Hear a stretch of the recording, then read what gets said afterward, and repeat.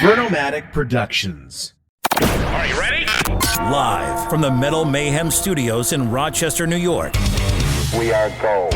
We are gold. And heard around the world by metalheads just like you. This is Metal Mayhem ROC. Heavy metal music. Your weekly dose of metal music, interviews, album reviews, news, and more. Want to be part of the show? Send us a message through our website, metalmayhemroc.com, or hit us up on Facebook and Twitter. Search Metal Mayhem ROC, a proud member of the Pantheon podcast team. It's getting nice and heavy. Now, welcome our hosts, John the Vernomatic Verno, and direct from New Jersey, Metal Walt.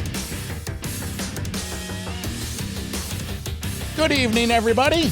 We certainly hope the start of 2025 finds you safe and healthy. Tonight, we got a good show for you as we welcome Brian Slagel, founder of Metal Blade Records and the host and creator of the brand new Pantheon Media Group's podcast, 100 Songs That Define Heavy Metal.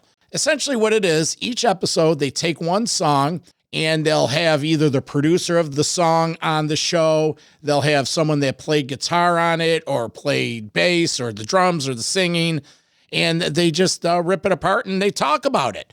It's really cool. Like I said, it's a very cool angle. So we're going to discuss this, and then we're going to talk Metal Blade, the origins of Metal Blade, if there really was an East Coast, West Coast rivalry, the early compilation album Metal Massacre, how it gave new bands vital exposure. Let's see. He talks about how in 2024, 2025, TikTok's impact is really helping younger audiences discover bands. Hey, man, he even says in here, it's not his choice, but he's just going with the trends, man. You got to adapt. Brian talks about the heavy metal museum that he put together in Nevada that has tons of memorabilia and collectible items from both Metal Blade and various bands that he's friends with. That's a cool one. And Metal Walt and I even give him a few selections that we would think can make his top 100. Before we get into this, though, we invite you to head over to metalmayhemroc.com, sign up for our newsletter. Listen, 2025 is going to be huge for us here. We're into our 6th year. We're rolling out some specialty shows in addition to our History of Metal and Rock and Roll Detention show series.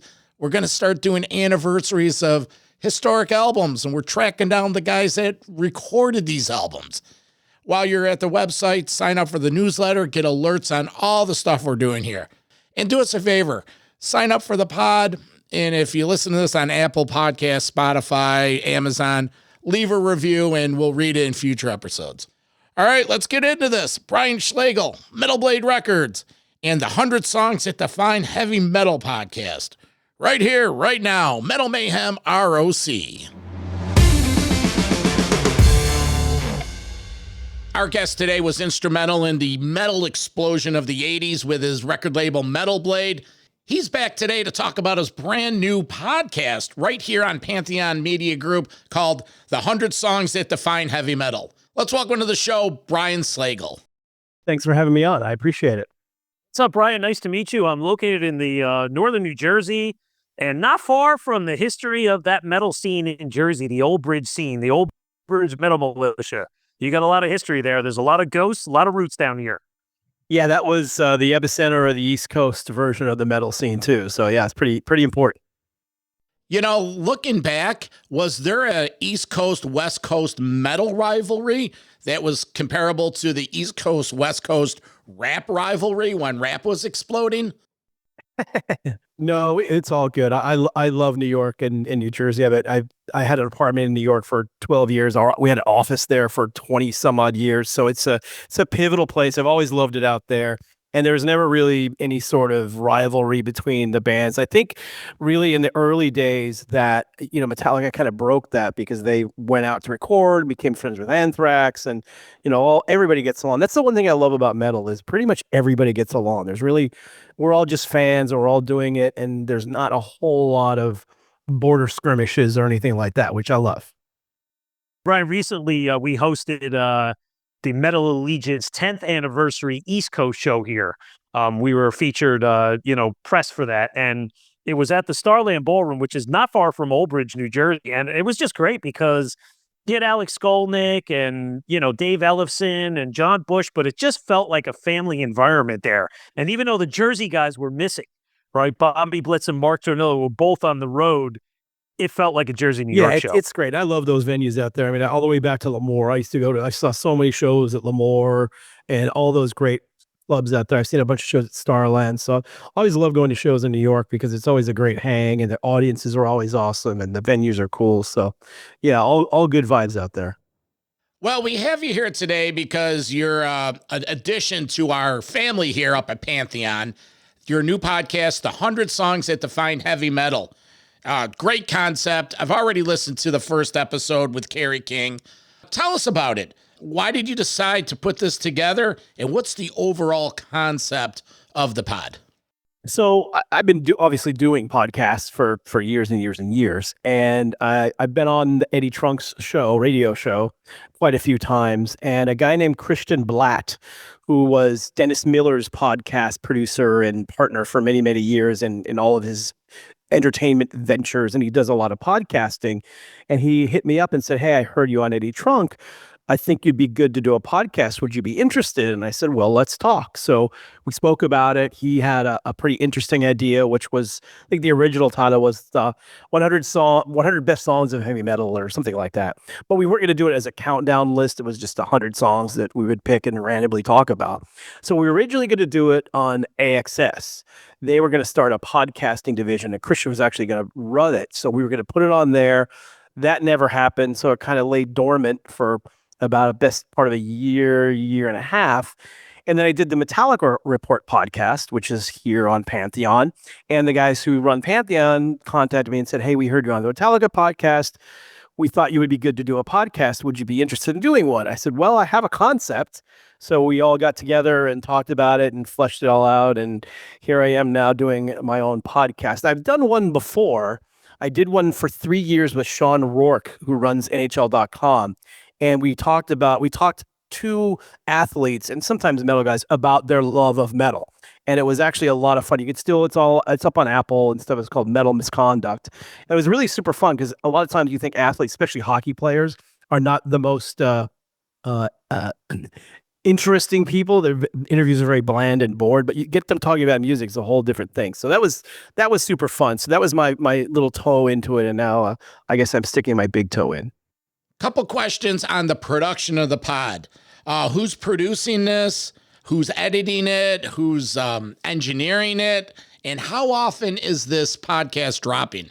Well, thankfully, Christian does all of the producing and engineering and editing and all that stuff, because I would never have enough time to do that. So he does all that stuff, and he's really great at it. He's been doing this for years and years, so it's pretty seamless. So now we're on this. So we officially started on Monday, December 2nd. I dropped 4 episodes before then because the Pantheon wanted 4 out at a time so people can binge listen. And then we started on the December 2nd with an episode with Kerry King where we talk about Slayer's Black Magic. And now it's going to be once a week, and they're going to drop every Monday. So in addition to my day job, I now have another job that keeps me pretty busy too. On the show, you have Martin Popoff, great metal historian. He contributes at the beginning.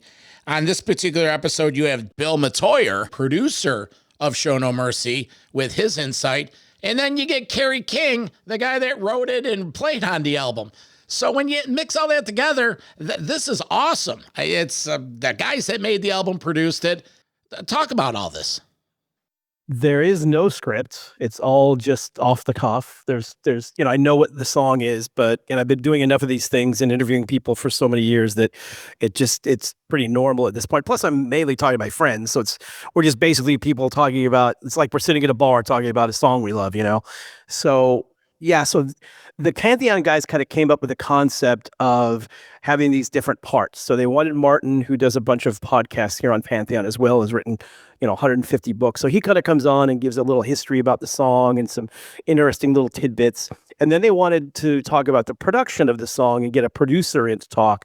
Normally, I'm using my buddy Jay Rustin, who's done a million different things. But obviously, for the Slayer one, I wanted to get Bill Metoyer because he was the engineer and producer of that record. So as I was the producer, but he was the engineer.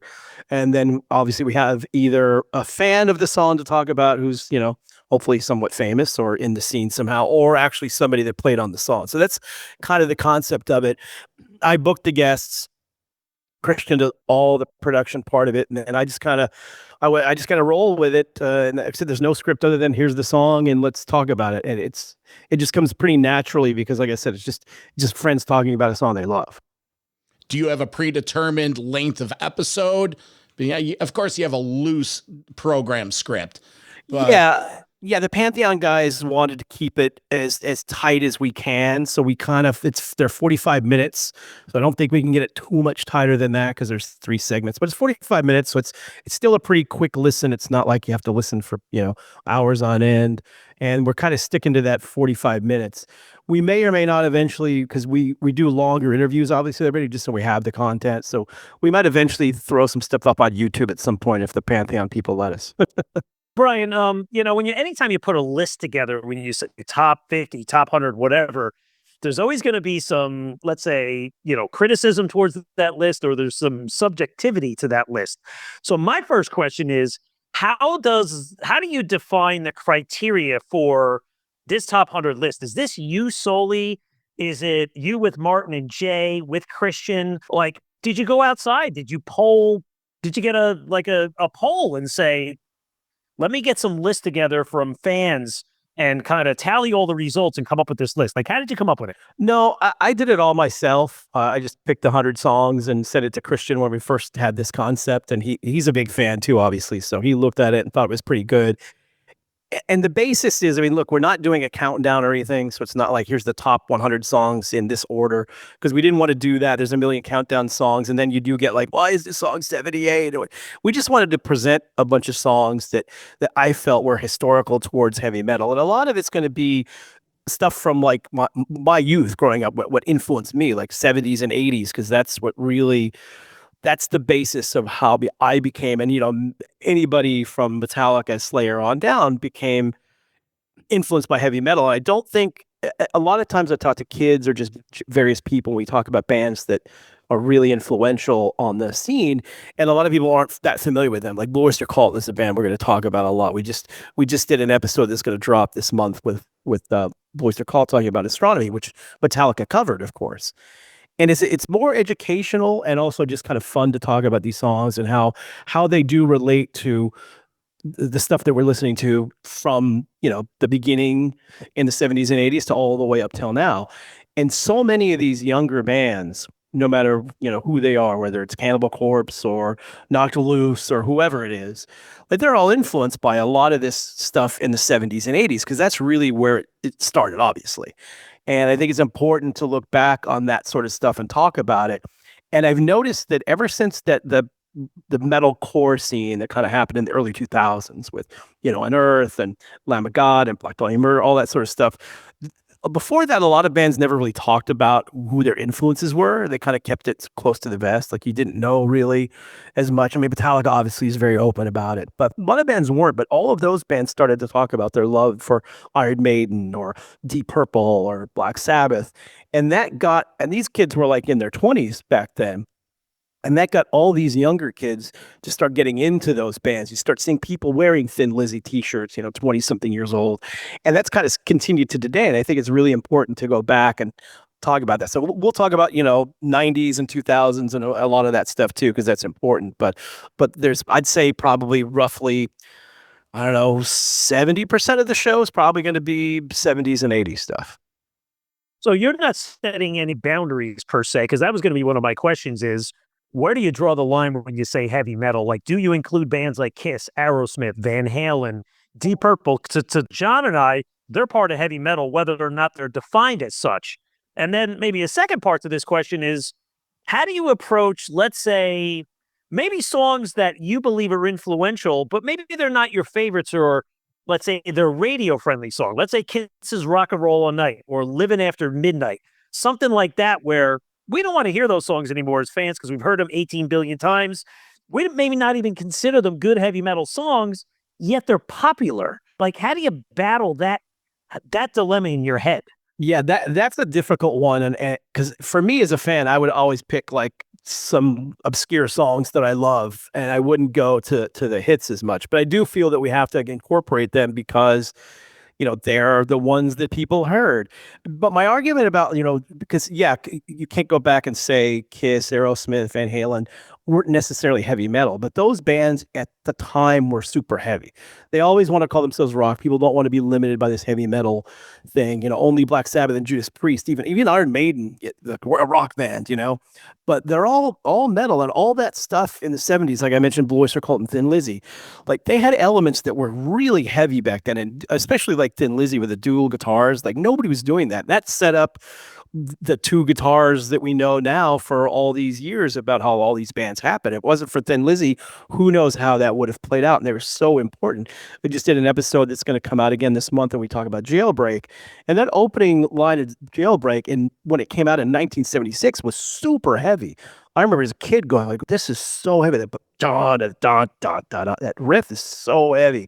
And you have to kind of quantify going back and talking about stuff like, even Alice Cooper had a lot of really heavy riffs that some of the riffs, if you break them down, were just as heavy as Black Sabbath, but he was doing it in a different manner. So we'll talk about all that stuff. Absolutely. Anything that's a hard rock band or a rock band all had massive influence on what we know as heavy metal. And then you can argue too, like, is that a heavy metal band? Is it not? I mean, it's just all heavy music, and I love it all. So I have a song, and I think, feel free to use it, is like a song like Queen of the Reich.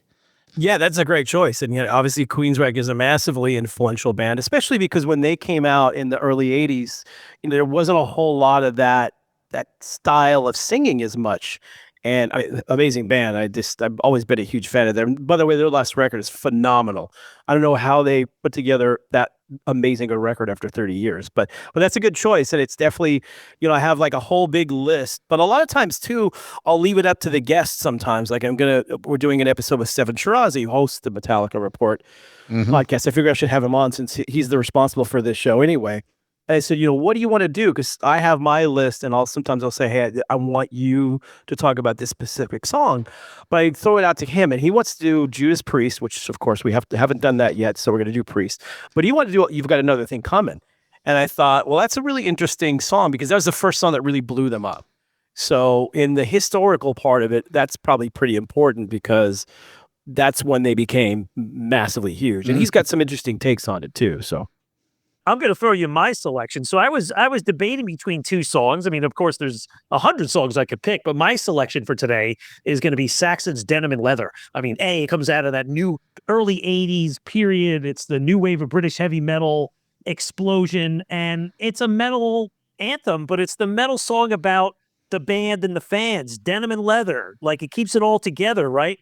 So the other song I was thinking about was Black Sabbath's Heaven and Hell, a fan favorite of mine. We don't need to go into that and what that song is meant for heavy metal, but that was my selection for Saxon. Well, Saxon, you're exactly right. That's the one that I have too. And we might get the two Saxon songs in this, but that's kind of the one, because the subject matter, Denim and Leather. I mean, that's what we all wore back then. That was our outfit. That was it. So it's such an important song, because it was one of these unifying songs that kind of like other people that were, because at that point, still a lot of people around the world didn't know that there are other people that were loving this music as much as they were. And for Saxon to come out and do that, I think was really brilliant. So that's absolutely on the list. Unfortunately, so I go back and forth with Sabbath, right? And it might end up being that one, but for me, the song that I think of those Dio years that's more important, even though Heaven and Hell was a huge hit, is Sign of the Southern Cross. Just because when you talk to people about that song now, especially musicians and bands, that's the one song from that Dio era that constantly comes up as that's the crowning, shining moment. And I mean, that song is so incredibly heavy. I know a few bands that I talked to that like literally wrote songs trying to emulate the heaviness of that. It's hard to do, but Heaven and Hell is a good one too. I don't know. I want to get. I'm good friends with Geezer Butler's wife. And they actually just moved to Henderson out by where I'm at in near Las Vegas. And so I've been on her podcast a couple times. So I'm going to try to get see if I can get Geezer on there. But I want to talk to him about either Heaven and Hell or Sign of the Southern Cross. So I might let him make the decision if he'll be so kind. I have to joke with you. You mentioned the denim and leather. Did you ever wear the boots and the leather vests with shorts on in 90-degree weather? Yeah, I think back in the day, it was kind of frowned upon to wear shorts at shows. So I don't think I really wore that many shorts at shows. Maybe walking around the valley or something in the 100-degree heat, I might have. But I definitely wore the leather vests, and I had the denim jackets. I only wore leather pants a couple times because, man, those things are so freaking hot.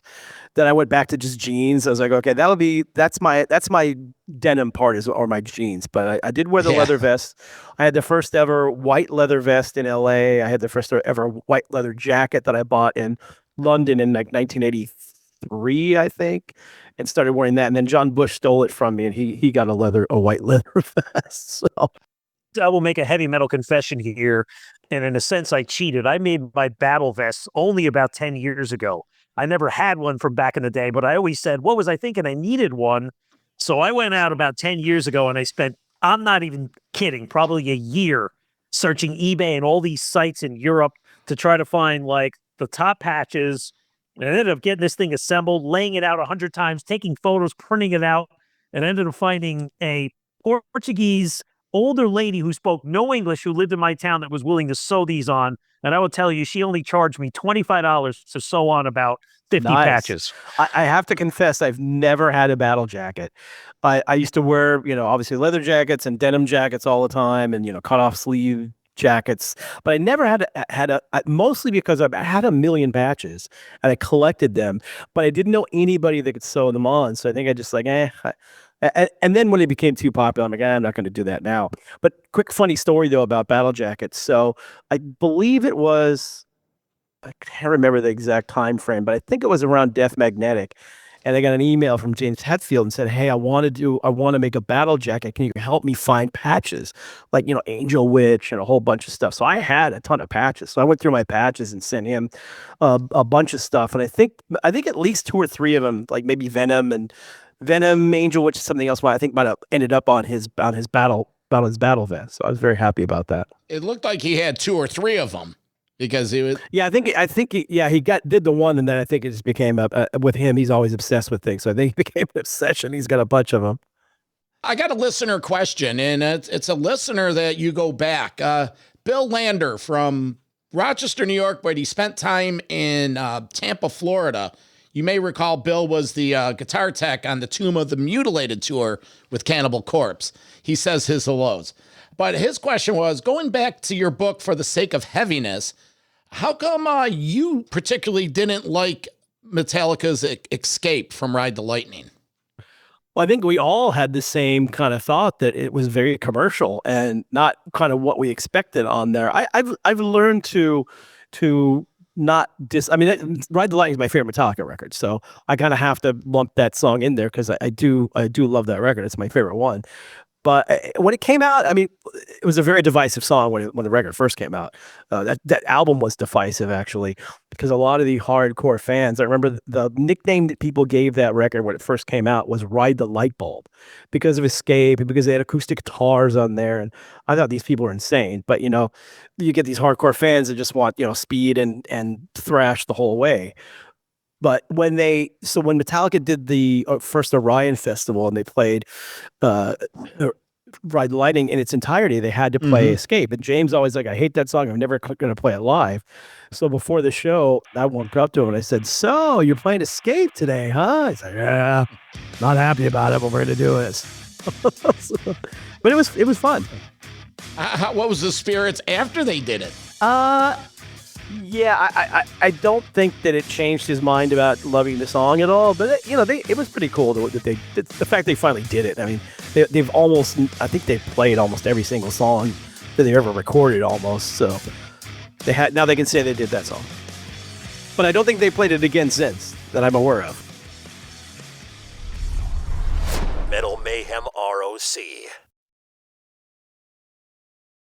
When I was getting into heavy metal up here in Rochester, we had strong retail. We had the House of Guitars, we had Lakeshore Record Exchange, we had Heavy Metal Records.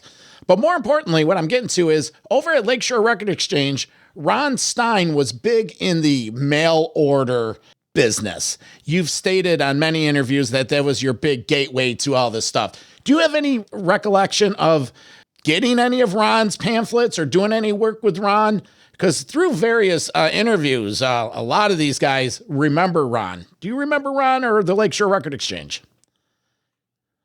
Well, sure. I kind of knew them more in the fact that, I mean, I knew who they were, and they also bought my fanzines. So that's kind of more of my interaction with a lot of these famous stores. I don't think I never got there, and I don't remember if I ever bought anything from them. Because once I got to work at the record store, I was just bringing in everything. I was buying it all from Important and Gem and Greenwell, all these importers that they didn't know anything about heavy metal. I was like, hey, can you get me this Iron Maiden record? They're who? I go, just get it, just find it and get it. Yeah. So then we started bringing in a lot of stuff, and all those other guys did. So I don't know that I bought a lot of stuff from a lot of those famous places, but very well aware of them. And obviously, when starting Metal Blade, they were buying stuff from us as well. And I mean, that was the lifeblood in the early days, was all those shops. I mean, without them at college radio, this whole scene might not have ever really happened. Yeah, I remember that. I graduated in 1986. I was doing a heavy metal show, subscribing to CMJ and getting your product, sending it out. And it was, looking back at it now, it's like, oh my God, we were very fortunate. And you've worked really hard, and your passion made it your life's work. But we got those Metal Massacres, and Brian, it did the job. It got us into bands like Malice and Early Rat, and it was just excellent product. And to this day, we can't even imagine what it would be like if we didn't have that.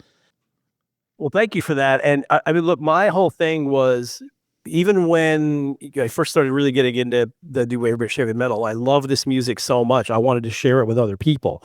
And that was the great thing about working at the record store. I could bring this stuff in and share, hey, you like Led Zeppelin and Black Sabbath, listen to Iron Maiden. Just turning other people on to the music I love was so important. And that's really the concept of the Metal Massacres. Was Nick. Nobody knew who these bands were. There's no way he was ever going to know. This is years before the internet or anything existed.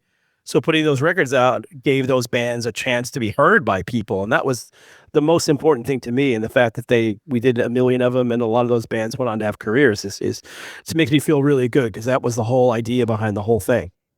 Hey, Brian, speaking of the Metal Massacre, John and I were looking at our roster of bands that we interviewed over the last couple of years. And I said, we're going to be speaking to Brian. I'm sure we interviewed some bands that are on his label, and we in fact did.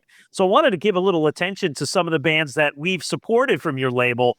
But probably the coolest one, I will say, is I was out in Chicago, June of 2023, for the Legion of Doom Fest, and I was reading up on this band called Witchslayer that was on Metal Massacre 4, and they had this fascinating story. Well, this was only their second show they played in like 30-something years, and they were fucking awesome. I'm not going to lie, and I was speaking to the singer, Jeff Allen.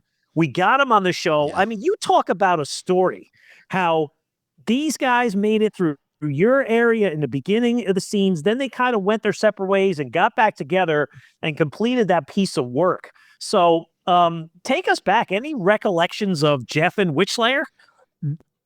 Like a lot of these bands, I fell in love with so many of these bands back in the day, and that's why we ended up putting on the Metal Massacres, and then we tried to work with as many of them as we could. We had limited budgets and those other things, but they were one of those bands where I thought there's really something here. I love the band, love the name's amazing, obviously, and it sounded really cool, and the whole demo they had was really good. But from what I remember is they just kind of went, like you said, they just went their separate ways really quickly. And that happened a lot back then, because this wasn't a thing that was going to make you a lot of money, or, you're barely scraping by at that time. And a lot of bands came and went because, real life gets involved and they got to, get a real job and they can't do anything else. So I'm not sure if exactly how those guys split up, but yeah, they just kind of went their separate ways. And there's a lot of bands like that. There's another band called Witch Killer that was similar as well that we did an EP with and was on a Metal Massacre. But there's a lot of those stories, which is kind of a bummer because who knows what a band like that could have become. We wanted to talk a little bit about your legacy, your history, leading Blade Records, but I often think, you got to bring new talent into the roster all the time. And I wanted to get your, kind of your curiosity, how you go out and seek the talent or how that works out if bands come to you, and how do you make the tough selections to include somebody or not include somebody? And I'll bring you two examples. John and I sit on the other end where we're fed in our inboxes all the time from different press people, loads and loads and loads of new music. And it's tough for guys like us to sort through everything. You can't bring everybody on. You have to have something that you think is relatable for your fan base.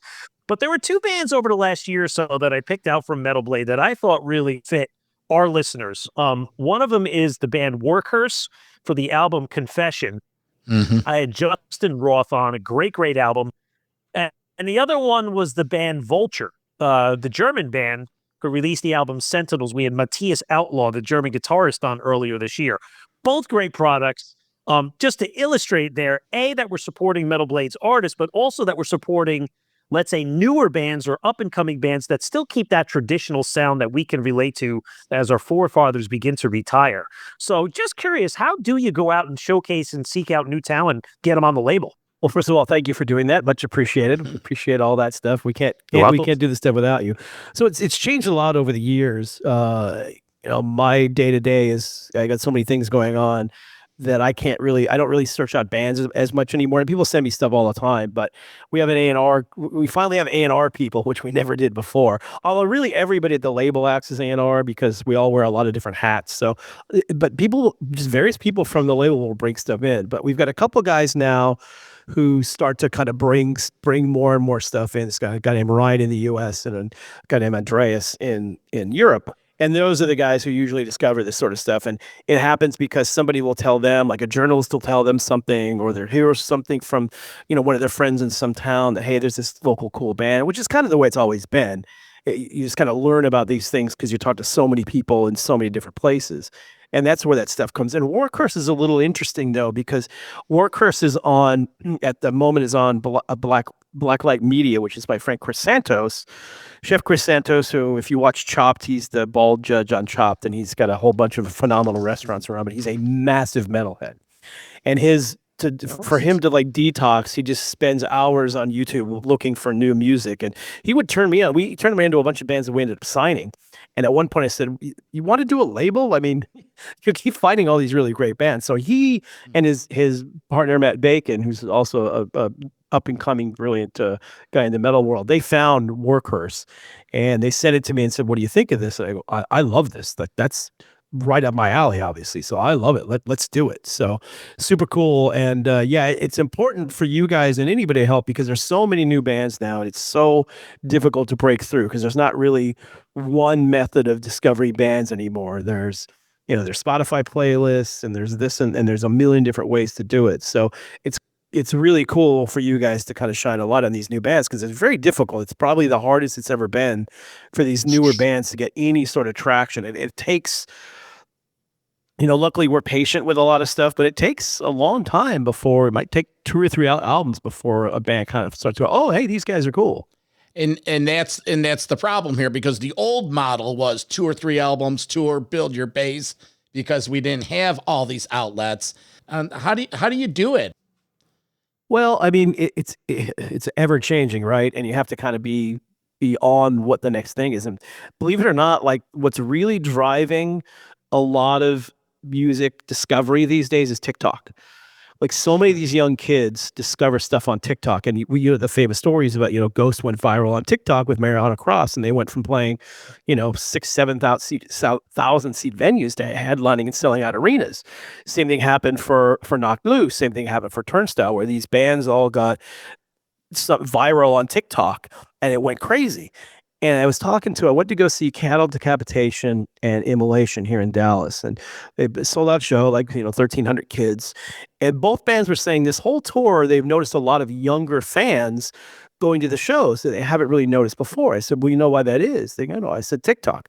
And they said, well, we're not on TikTok. I said, it doesn't matter if you're on TikTok. Your fans are on TikTok. And they'll hashtag you and they'll share music with their friends. And TikTok's algorithms are really good at picking stuff up, because I've discovered a whole bunch of really cool bands on TikTok that I never would have heard about. Like, we just signed this band from Mongolia, of all places, called Nine Treasures. And they're the brother band of the band, The Who, the HU. Same management. They come from the same spot. These guys are a lot heavier, and they sing in Mongolian. But they just came up on my TikTok feed one day. And it was this really cool song, but it was all in Chinese, so I didn't know what it was. But I watched the whole video because it was great. And then a couple days later, something came up with their name. And like, oh, cool. So I went and followed them on Instagram. And when I followed them on Instagram, I realized that a year before they had sent me a DM on Instagram, like, hey, we're this Mongolian heavy metal band, and we'd love to talk to you about trying to help us. I'm like, oh, so I DM'd them back and said, oh, sorry, I just discovered you guys now. So we ended up doing a deal with them, and they're huge in China. Like, if you go on their YouTube pages, they're playing in front of, like, these huge festivals where people are just going nuts. It's insane. Okay, so Immolation gets a lot of TikTok hype, but the kids are into it. But what happens in 2 years? Are they on to something different? Not so much the social media platform, or does the band have sustainability? Are they building a base? Sure. Well, I think there's a couple things that go into that. Yes, I think, metal fans and people who get into metal, and that's why I love, like, the whole Ghost story, because, Amon Amarth went out and opened for them on the last tour. And all these, Ghost all of a sudden had all these, like, young teenage girls dressed up as nuns and stuff in the first, 4 or 5 rows, which I had no idea was happening until they told me about it. I'm like, what? So I went to the show and saw it, and I talked to Tobias afterwards and said, dude, when I first heard Ghost, I knew there's something special there. I knew you guys were going to be big. I couldn't dream that 14 years later you'd have 6 young girls in front of you going crazy.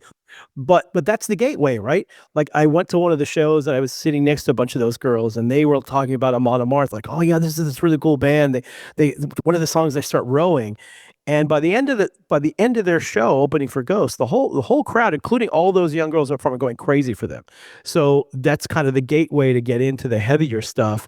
And that's why I think, stuff like this TikTok thing is important, because it turns on a whole bunch of people to music that they probably didn't know about it. And we all know as metalheads, once you get in, it's not a casual listening thing. It's not like, I kind of like that, but I'm going to move on. Like, you get in and you stay in. And that's hopefully what's going to happen. But it also depends on the bands to continue to make good records, right? Like, if you don't make a good record, and that's why it's so critical these days for bands to really take their time and make the best records that they can, because if you don't make a good record, people definitely aren't going to buy it or stream it or anything. I got the coolest TikTok story recently. I interviewed Roger Errol of Foghat, Brian, and when we were doing the run through the socials, Love them.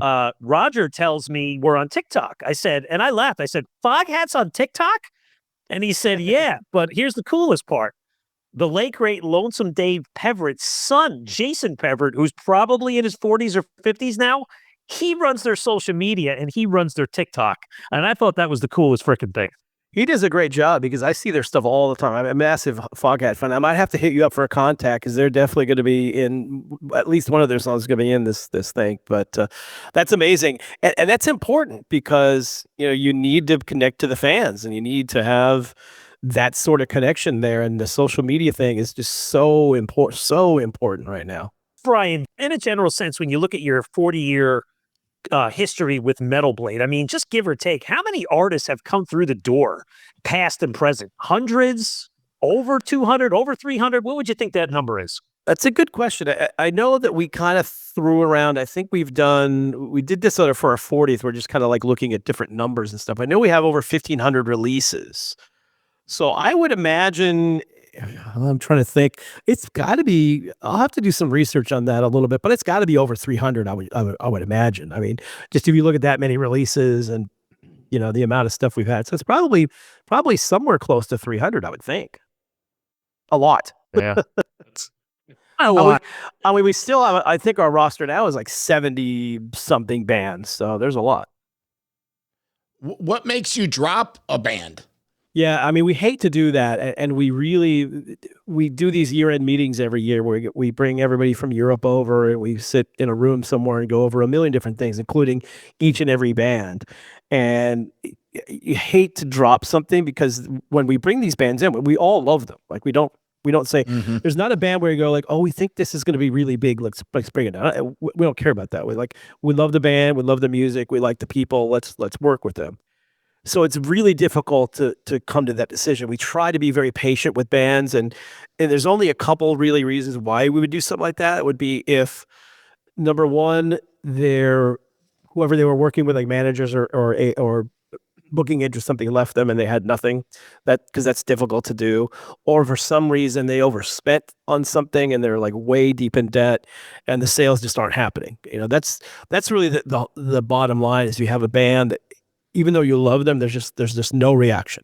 There's no sales, there's no buzz, there's no nothing. And it just happens sometimes. It happens to really good bands. So that's sometimes when we have to do it. But we try our hardest not to drop bands. And more than anything else, a lot of bands they'll just fade away. And then, that's the end of that.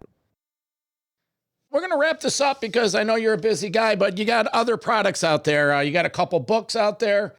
For the Sake of Heaviness and Swing of the Blade, and you have a museum in Vegas. What's going on with that? So I moved to Vegas, and when I moved out there, we had a bunch of storage units in Los Angeles that were very expensive.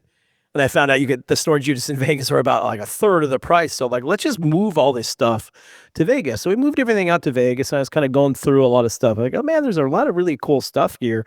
It kind of sucks just sitting in a storage unit. So I first got the idea, like real estate's one of my hobbies. So, and at the time, like Vegas real estate was really great. It was a good time to buy. So I bought a house and just decided to put a bunch of stuff in it, like make it a little Metal Blade museum, a little house. And so I did that and just would have people come over and check it out. And then, guys like Charlie Benante or Joey Vera would come by and they go, hey, this is really cool. Can we take pictures? I'm like, yeah, I don't care. So they take pictures and put them on the social media. And all these people are like, oh, this is really cool. Where can we see this? And I'm thinking to myself, well, it's a residence. I don't think that the neighbors are going to want a whole bunch of metalheads coming over. So we kind of got the idea, well, maybe let's see what's happening in Vegas. And we found like this really great space that was really inexpensive. Wasn't going to cost a whole lot to really do it. We said, okay, let's do that. And then as luck would have it, we got the space right before the pandemic happened. So the 3 or 4 months where you weren't supposed to leave your house or do anything or go anywhere, I left my house every day and drove to the museum and just started putting it all together and getting it all done. So it saved my sanity probably. I had something to do and just got it all together. And it's been open in Vegas for a while. It's open every day except for Sundays. You can go just go metalblade.com/museum and all the information's in there. There's a lot of cool stuff in there. It's a lot of it's not just Metal Blade related. There's a ton of other artists that we work with. There's stuff from Aerosmith, Alice Cooper, Black Sabbath, Alice in Chains, a bunch of really cool stuff in there. So if you're in Vegas and you want to see, there's a lot of great museums in Vegas, but if you want to see some metal stuff, it's pretty cool. Again, the new podcast, 100 Songs That Define Heavy Metal. And I'm sure the success of this will go over 100 songs. And Brian, thanks for hanging around. And we're going to invite you to stay over after we end this, and we'll get you that Foghat contact. But listeners, just want to remind you, get up to the Metal Mayhem RLC podcast headquarters. It's metalmayhemrlc.com. There, you got the YouTube page. You have the new merch page. Download some of these episodes, leave a review, and in about a week or so, maybe 2 weeks, you'll see this interview on there and listen to it. Brian, thanks, man. Enjoy Dallas, and good luck with the pod. Anything Walt and I could do, of course, we're Pantheon Media siblings, so we're here to help each other. I appreciate that, and thank you guys so much for having me on. You're Fun. welcome. For our guest, Brian Slagel, Metal Walt, I'm the Vernomatic. This is Metal Mayhem ROC. Metal for life. Thank you for listening to Metal Mayhem ROC. Check out our website at metalmayhemroc.com for information on podcasts, archives, links to all our live radio shows, and all sorts of info. Please like, follow, and share with